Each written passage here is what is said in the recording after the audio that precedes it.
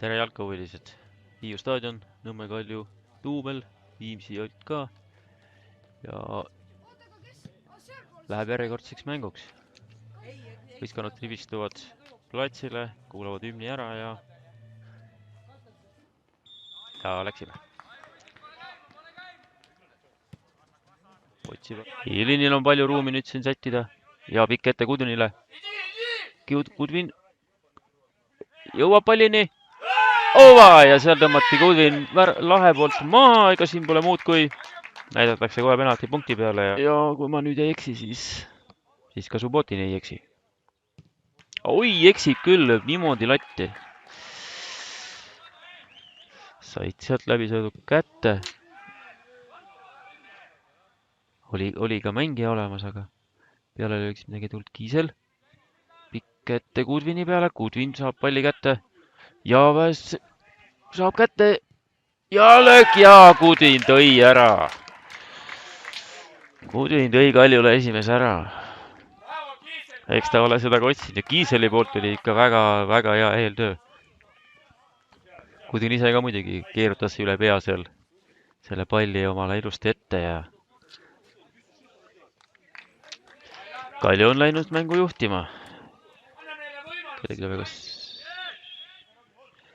rummalt ja pettesööt ja Rumma pääses väga heasse kohta. Ei, Pavlov päästis selle Viimsi vasakus nurgas. Murage rahulikult palliga võimalus peale palli ja lööb ja selle võtab Pavlov rahulikult. Pikk pall vasakule äärele. Vahe senderdab, sinna jõuab ka. Kaotas. Viimsi mäng kiirete seinasöötudega ennast sinna värava ette ja Rumma oli seal oma. Oi, seal oli väga hea võimalus Roden vahel, aga kõre kaudu sai jälle.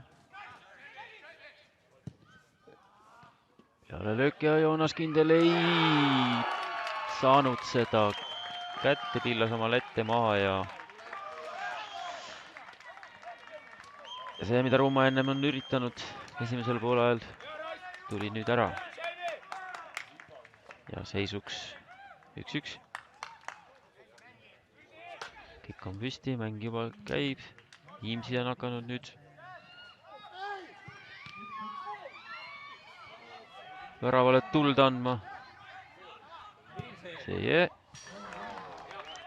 paremalt äärelt tõusmas. Rumma vasakult, paremalt äärelt.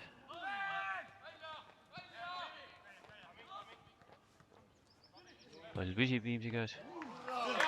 Nüüd püsib juba Joonas Kindla käes. Kudvin saab palli. Kui ta nüüd ei eksi sellega seal, siis eksis. Ilma aegu. Lööki! Löök kaugelt täiesti tühi. Lillemetsa jalg ette. Viimsi jätkab sealt. Küttis. Venderdus. Mööda maad ja napilt posti kõrvale.